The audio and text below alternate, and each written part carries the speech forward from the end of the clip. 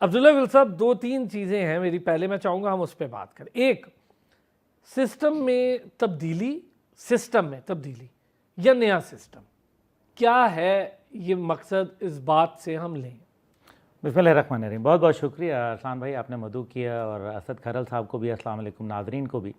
دیکھیں، جہاں تک تعلق ہے موجودہ معاملات کے اوپر، اس پہ بڑی وضاحت سے آ گیا کہ محسن نقوی صاحب نے کہا کہ سسٹم کلیپس کر چکا ہے۔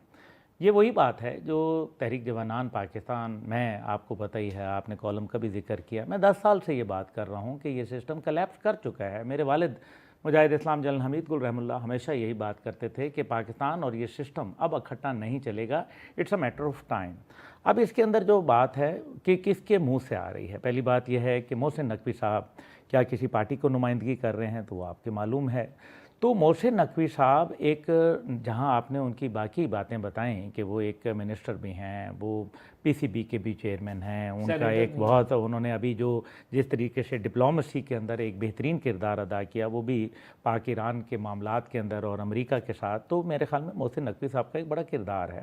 اب ساتھ ہی ساتھ جو ہے، محسن نقوی صاحب ایک صحافی بھی تو ہیں نا، ایک بڑے پاڑے کے صحافی ہیں، اور اگر وہ یہ بات کر رہے ہیں کہ سسٹم کلیپس ہو چکا ہے، اور انہوں نے جگہ کون سی تلاش کی؟ پاکستان بزنس فورم کے ساتھ بات کی، ایک سارے پاکستان سے آئے ہوئے مختلف جو قائدین تھے وہ وہاں بیٹھے ہوئے تھے، وہاں آپ دیکھیں کہ گوہر اعجاز صاحب بیٹھے تھے، وہاں فواد مختار صاحب بیٹھے ہوئے تھے جو ابھی پی آئی اے جن لوگوں نے لی ہے، اور اسی طریقے سے دیگر جو ایس ایم تنویر صاحب تھے، دیگر تھے، تو یہ تمام ایک بڑا پاکستان کی ایلیٹ بزنس سوسائٹی وہاں بیٹھی تھی، اور وہاں یہ بات جب انہوں نے کی تو آپ نے دیکھا تھا کہ عوام کا رد عمل کیا تھا وہاں، بلکہ خواص کا رد عمل میں کہوں گا، کیونکہ وہ تو خاص لوگ ہیں نا، بزنس کمیونٹی ہی کی وجہ سے تو چل رہا ہے، اور بزنس کمیونٹی کبھی بھی آپ کو پتہ ہے کسی چینج کو لانے کے اوپر کوئی زیادہ خوش نہیں ہوتی، کیونکہ ان کا ایک سسٹم چل رہا ہوتا ہے، لیکن یہاں انہوں نے جو خوشی کا اظہار کیا اس کے پیچھے وجوہات ہیں۔ اس کا مطلب یہ ہے کہ سسٹم ناکارہ ہو چکا ہے۔ پھر D G I S P R صاحب کی پریس کانفرنس میں انہوں نے ریسیٹ کی بات کی۔ کیا ریسیٹ کرنے سے جو ہے وہ معاملات ٹھیک ہو جائیں گے؟ کیا ہم پرانی تنخواہ کے اوپر ہی کام کرتے رہیں گے؟ کیا پرانے ہی لوگ آئیں گے اور پرانے لوگوں کے ساتھ ہی یہ سسٹم چلانا ہوگا؟ تو پھر نئے سسٹم کی کیا ضرورت ہے؟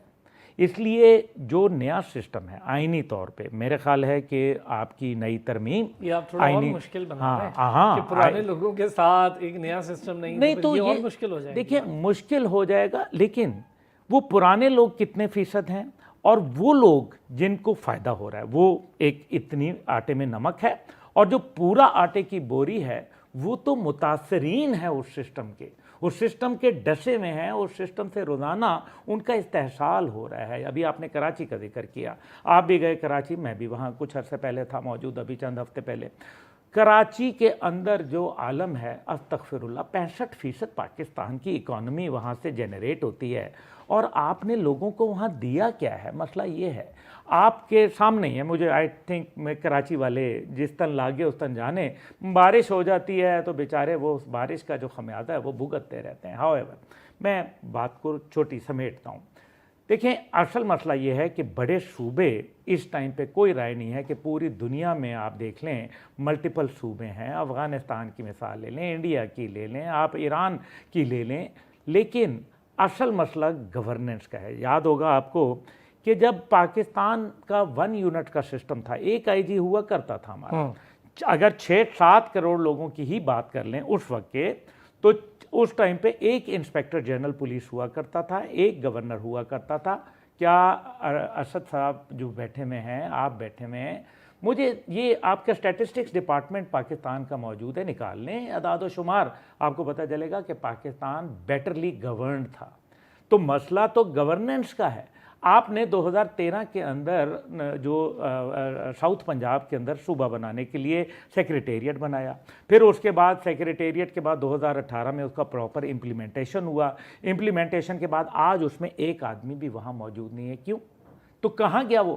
کوئی کہتا ہے جاگ پنجابی جاگ، تیری پگے چلک گئی آگ، کوئی کہتا ہے مرسوں مرسوں سندھ نہ دیسوں۔